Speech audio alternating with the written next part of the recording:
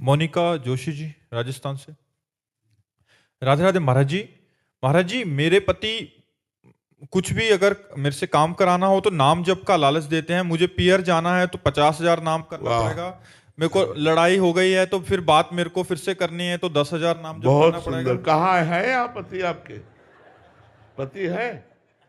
यहाँ नहीं आए?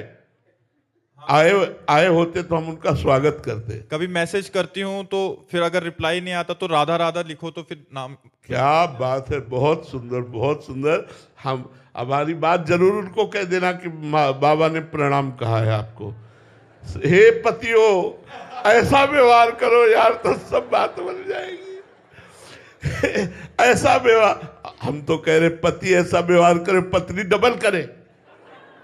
उस पतियों को सुधारने के लिए कि तुम शराब नहीं पियोगे, तुम मांस नहीं खाओगे, तुम गंदे आचरण नहीं करोगे, तुम राधा नाम जप करोगे, हम तुम्हारे को बहुत प्यार करेंगे, तुम्हारी बहुत सेवा करेंगे, तुम्हारी आज्ञा का पालन करेंगे। ये जीवन कृतार्थ हो जाए। किसी भी भाव से सही भगवान नाम का उच्चारण जीव का परम मंगल हो जाता है। जिस दिन से राधा शुरू किया उसी दिन से तुम्हारे परम मंगल की, परम सुख की नींव पड़ गई।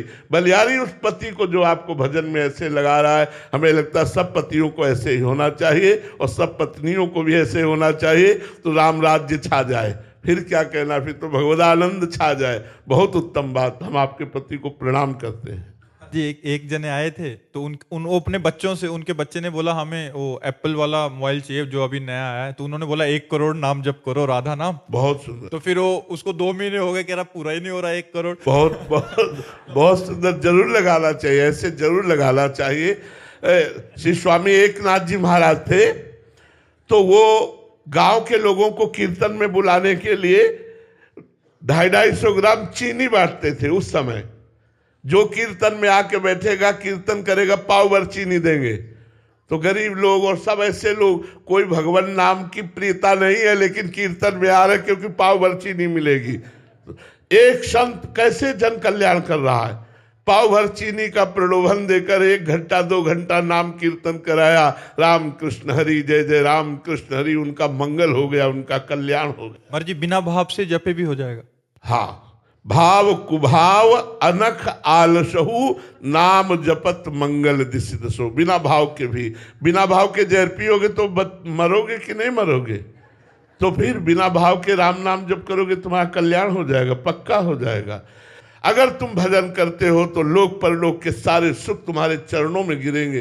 कैसी बात करते हो, भजन बहुत बड़ी चीज है। तो अगर लौकिक वस्तु भी चाहिए तो नाम जप करो, पारलौकिक चाहिए तो नाम जप करो। हमारी प्रार्थना मान लो, तुम्हारा मंगल हो जाएगा। नाम जप से सब ठीक हो जाएगा, सब ठीक हो जाएगा। केवल आप नाम जप करो, भाव कुभाव अनख आलसहु, नाम जप मंगल दिस दसहु। मर्जी एक बार लगने की बात है। हम जो प्रश्न भी पढ़ते हैं, बहुतों के अनुभव होते हैं, बट एक बार लग गया, आगे चल के तो खुद ही महाराज जी वो रास्ता। देखो, कई बार हमको मन हमें नीचा दिखाता है कि यार तुम्हारे अंदर गंदी बातें हैं तो तुम नाम जप क्यों करो। ऐसी बातें कभी कभी प्रेरित करता है। तो हमें चाहिए कि जब हम गंदी बात नहीं छोड़ सकते तो नाम भी नहीं छोड़ सकते।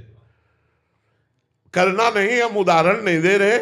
एक पत्नी आकर के बोली कि मेरे पति वो शराब पी के चतुरासी जी का पाठ करते और राधा नाम कीर्तन करते। बोलो महाराज जी, उनकी गति क्या होगी? तो हमने कहा एक दिन चतुरासी जी और राधा नाम उनको शराब से मुक्त करेगी। एक दिन ये भगवत चरणारविंद की आसक्ति प्रकट होगी और उनको ग्लानि होगी और वो महात्मा बन जाएंगे। छोड़ दिया महाराज जी आपकी जानकारी। अच्छा, हाँ, तो हमें ये जानकारी नहीं थी, लेकिन उन्होंने ये जानकारी दी थी कि पी करके पाठ करते हैं। तो हमने कहा करने दो, एक दिन वो छोड़ देंगे, एक दिन उनका परम कल्याण हो जाएगा। हम सबसे प्रार्थना करते हैं, यदि बुरे आचरण नहीं छोड़ सकते तो राधा नाम पकड़ लीजिए। इसको क्यों छोड़ रहे हो भाई? राधा राधा कहते हुए अगर बुराई के आचरण हो रहे हैं तो एक दिन राधा नाम बुराई पर हावी हो जाएगा और आपकी बुराई का त्याग करवा देगा। आप निश्चिंत रहिए, भगवान नाम में बड़ी सामर्थ्य है। ये मन बड़ा बदमाश है, विषय बड़े आकर्षणकारी हैं, बड़े बड़े विवेकियों को भी भ्रष्ट कर देता है। इसलिए डरो मत, नाम जप करो। नाम से हरिवंश भरोसे भय निडर, नित गर्जत हरिवंश बल। नाम बल ये आपको आगे बढ़ा दे। महाराज जी बहुत अच्छी बात बताई, क्योंकि अभी 3-4 दिन पहले एक जने आए थे, वो कह रहे थे कि हम तम्बाकू खाते हैं बट हम राधा नाम भी करते हैं। तो आपकी यही बात याद आके उनको ये बोला था कि आप करते रहिए, धीरे धीरे अपने आप ही ये सारे। हमारे सैकड़ों अनुभव हैं। एक वृद्ध आए थे, वो एक डिब्बी सिगरेट पीते थे और उन्होंने कहा मेरा भरपूर मन है भजन करूं, पर मेरा मन कहता है मैं बहुत गंदा हूं। तो महाराज जी क्या आप हमें शिष्य बनाएंगे? तो उनका पहले ईमानदारी को आपके हम नमस्कार करते हैं कि आपने सच्चाई रख दी।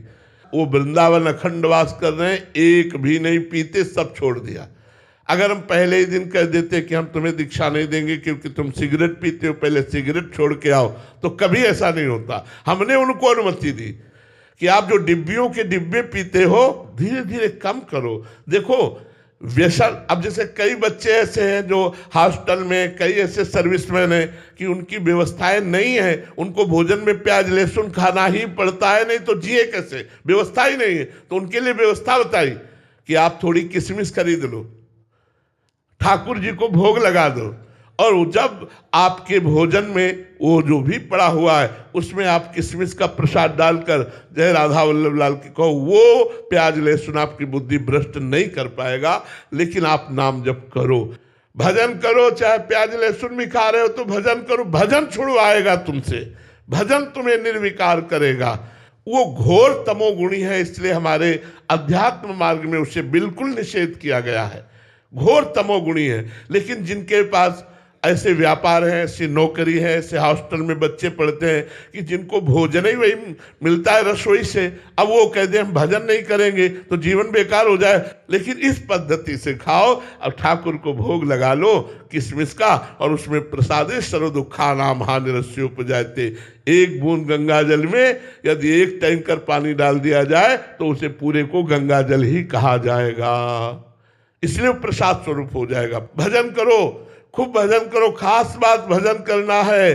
भजन करोगे सब विकार नष्ट हो जाएंगे, मंगल हो जाएगा। भजन नहीं होगा, ये छोड़ो, विकार छोड़कर भजन करे कभी नहीं कर पाओगे। भजन करोगे तो विकार छूट जाएंगे। इसलिए गोस्वामी तुलसीदास जी ने एक सिद्धांत रखा, बिगड़ी जन्म अनेक की अब ही सुधरे आज। पहली बात हुई राम को, फिर दूसरी बात नाम जप, फिर तीसरी बात तज कुसुमाज। ये गंदे आचरण छोड़ने की बात पहले नहीं कही क्योंकि छूट ही नहीं सकते। पहले भगवान की शरण में आओ और नाम जप करो, फिर ये गंदे आचरण अपने आप छूटने लगेंगे, तुम्हारा हृदय जलने लगेगा। आज के बाद नहीं करूंगा, प्रभु मुझे क्षमा करो, ऐसा हृदय में पश्चाताप होगा और आप छोड़ देंगे।